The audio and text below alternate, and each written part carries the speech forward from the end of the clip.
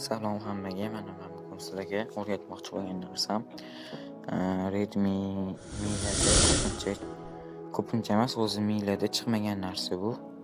Bu narsa Capsule Aboy deyiladi. U ko'pincha Samsungda va One UI'da chiqadi. U nima? U degani ekranni o'chira olsanglar Aboylar o'zgaradi. Uning uchun hozir regionga kirdim, ko'rganinglardek. Regionni injetarlaymiz.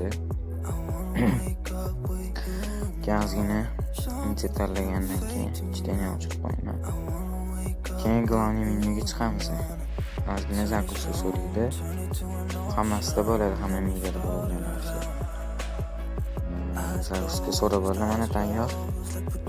Endi ekran o'chirib qolamiz.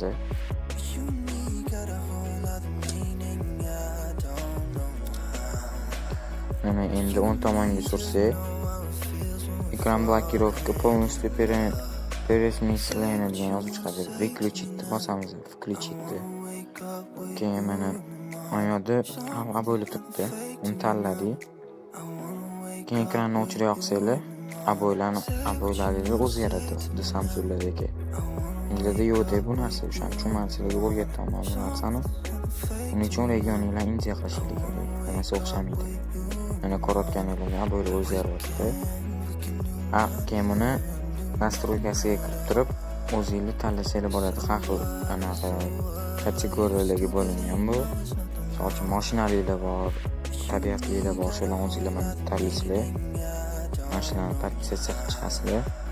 Keyin shu ekranlar kiribga o'tsanglar, aboylarni o'zgaradi. Patchilar bor, qizlarniki bor. Keyin yana